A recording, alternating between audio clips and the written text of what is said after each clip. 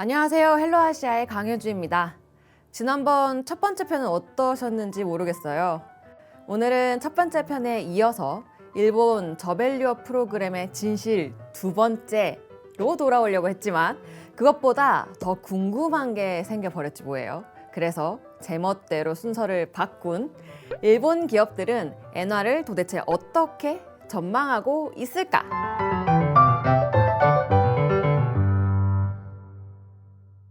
저밸류업 프로그램이 한국에도 도입된다고 하면서 핫해진 건 사실이지만 실제로 일본 증시를 먼저 끌어올렸다고 평가되는 요인은 바로 엄청나게 싼 엔화, 바로 엔저 현상이었잖아요. 그런데 일본이 지난달 3월 초에 17년 만에 마이너스 금리를 드디어 해제하면서 엔화에 대한 방향성이 어떻게 될지 우왕좌왕하고 있는 게 사실입니다. 혹시 엔화가 급격한 강세로 돌아서게 되면 지금 잘 달리고 있는 일본 증시 크게 빠질 수 있다는 걱정이 가장 크죠. 여기서 잠깐 설명드리고 싶은 게 있는데요. 엔화가 약세인데 왜 일본 증시가 오르지? 라고 이해가 안 되시는 분들 분명 있으실 거예요. 왜냐하면 직관적으로 한국을 생각해보면 원화가 강세여야 외국인 투자 자금이 흘러 들어온다라고 알고 있으니까요. 1달러로 100원짜리 주식을 샀는데 원화가 강세가 되면 1달러로 산 100원짜리 주식이 150원이 될 수 있으니까 외국인 투자 자금이 들어오는 게 우리가 이해하고 있는 기본 원리죠. 근데 왜 일본은 반대로 엔화가 약세인데 외국인 투자자가 들어올까? 그 이유는 엔화가 역대 최고로 싸다 보니 과거 어느 시점보다 내가 가진 통화로 조달할 수 있는 투자금이 많아진 게 첫 번째일 거고요. 여기에 경기 회복, 정부의 증시 부양 정책 이런 것들이 뒷받침되어서 엔화가 추가로 절하돼서 손해보는 것보다 주식이 올라서 득을 보는 게 더 클 거라고 판단이 되는 거죠. 특히 그 주식 중에서도 엔저로 수혜보고 있는 수출 비중 높은 기업들이 많이 오른 거고요. 그럼 반대로 엔화가 갑자기 비싸진다면 수출 비중이 높았던 기업들로 몰렸던 외국인 투자 자금이 실적이 다시 나빠질 수 있다는 우려 때문에 차익 실현을 하고 나가면서 일본 주식시장이 흔들릴 수 있겠죠. 요게 바로 지금 엔화와 일본 주식시장에 얽힌 가장 큰 걱정거리입니다. 어때요? 이제 궁금하시지 않나요? 일본에서 엔달러가 실적에 크게 영향을 미치는 기업들이 환율을 어떻게 실제로 생각하고 있을지요. 일본은 거의 대부분의 기업들이 향후 실적에 대한 회사 목표치 혹은 예상치를 미리 공개합니다.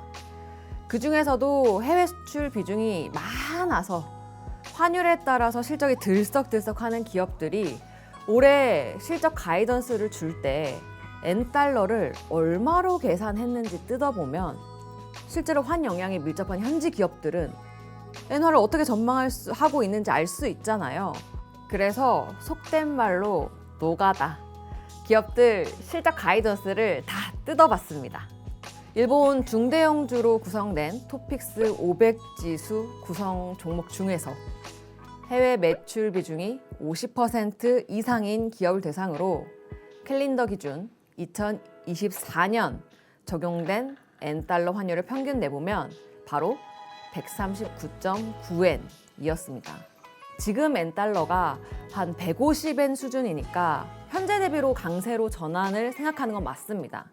그런데 연초에 급격하게 엔저로 달려서 그렇지 지난해 평균 수준은 140.5엔 정도거든요.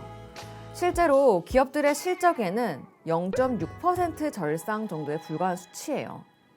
강세 전환을 예상하는 기업 수도 유지되거나 약세된다라고 보는 기업 대비 적고요. 그럼 또 이렇게 생각해 볼 수 있잖아요. 일본은 약간 보수적인 성향이 큰 국가니까 혹시 전망이란 걸 크게 하지 않고 그냥 직전 연도 숫자를 그대로 반영한 건 아닐까라고요. 저도 그거 궁금했거든요. 그래서 지난해 말고 지지난해는 어땠는지도 한번 뜯어봤습니다. 2022년에 생각했던 2023년의 환율 전망이요. 2022년 말에도 지금 상황이랑 사실 되게 유사하게 엔화 강세 우려가 크게 불거졌었거든요. 당시에 기업들이 전망했던 엔달러 환율은 129.3엔으로 연간 1.6% 강세를 전망했습니다. 강세를 예상했던 기업 수도 26개로 유지나 약세를 전망했던 기업 8개 대비 훨씬 많았고요. 그러니까 일본의 성향 때문이 아니라 실제로 일본 내부에서는 급격한 엔고 전환에 대한 우려가 생각보다 크지 않다는 것을 알 수 있는 대목이 될 수 있겠죠. 일본 기업들이 생각하는 엔화 전망이 실제로 항상 부합했던 것은 아니지만 그래도 엔화가 급격하게 절상되면서 일본 증시가 하락 전환할 수 있다는 걱정은 조금은 내려놓아도 되지 않는 포인트가 아닐까 싶습니다. 지난 니사편에서 말씀드렸던 일본 증시가 구조적으로 변화하면서 기대되는 고배당 ETF는 계속해서 관심을 가질 필요가 있다고 생각하고요.